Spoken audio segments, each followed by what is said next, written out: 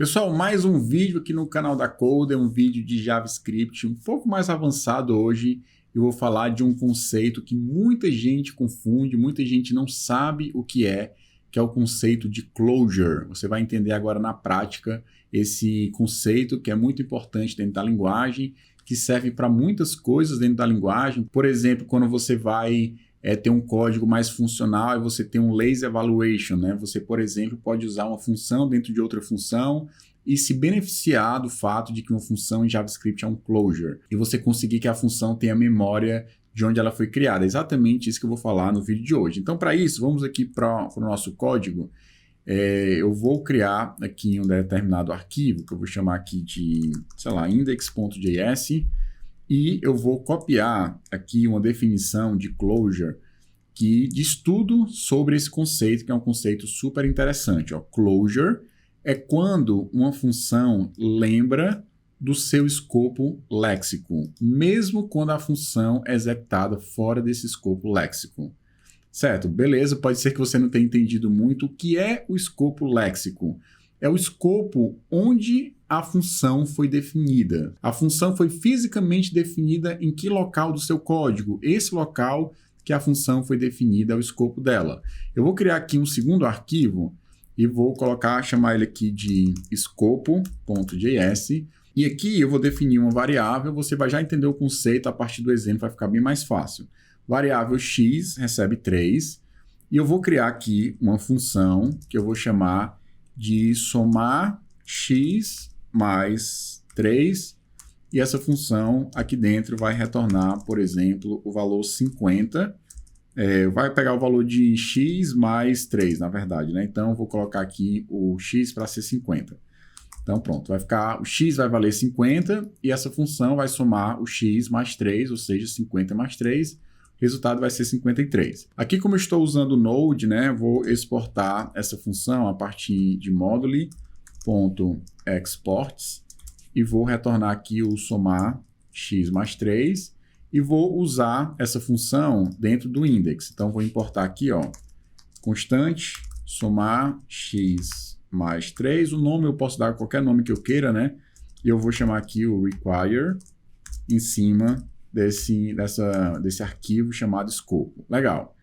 E aí, se eu vier aqui chamar essa função, você vai ver que o resultado, e eu vou colocar isso aqui dentro de um console.log para a gente ver o resultado será 53. Exatamente porque ele pegou o valor de x, que valia 50, mais 3, o resultado deu 53. Legal. E se eu colocar aqui let x igual a 100, ou seja, lá na outra classe, o escopo.js, eu coloquei que o x vale 50 e aqui eu coloquei o x valendo 100. Então, nesse caso, qual será o cenário? Ele vai imprimir 103 ou vai imprimir 53? Nesse caso, a gente pode olhar para a definição para ver o que é que vai acontecer. Closure é quando uma função ela lembra do seu escopo léxico. A função lembra de onde ela veio, a função sabe exatamente onde ela foi escrita fisicamente dentro do seu programa. Então, nesse caso, a função sabe que foi escrita aqui. Ou seja, o fato de ser uma função em JavaScript ser uma closure faz com que a função não apenas saiba o que tem dentro, mas lembre de onde ela foi criada. Ou seja, ela sabe exatamente no escopo no qual ela foi definida. E o escopo que ela foi definida é exatamente nesse arquivo que eu chamei de escopo.js. Então, se eu executar esse código aqui, você vai ver que o resultado continuará sendo 53. Por quê? Porque ela vai lembrar que foi definida dentro da classe, dentro do arquivo, né, do módulo escopo.js. Vamos supor que aqui eu crie uma função, uma function, que eu vou chamar aqui de fora, e essa função vai ter uma outra função definida dentro dela, que é essa somar mais 3, e eu vou retornar aqui a função somar x mais 3. Ou seja, aqui agora, eu não vou mais retornar essa função direta, eu vou chamar a função fora, que vai retornar essa função aqui. De qualquer forma, eu acabei retornando essa mesma função via module.exports. Legal. Nesse caso, o que é que vai acontecer? Ele vai dar exatamente o mesmo resultado já que ela lembra do escopo que ela foi criada, e ele vai procurar no escopo de fora. E aí a função vai procurar no escopo de fora, né, que é o escopo da função fora, vai ver que não tem a variável x, e vai procurar no outro escopo no qual ela foi definida, né, ele vai procurando de um escopo para o outro, e no final ele vai encontrar a variável 50. Então, se eu executar aqui, você vai ver que continua tendo o valor 53. Legal.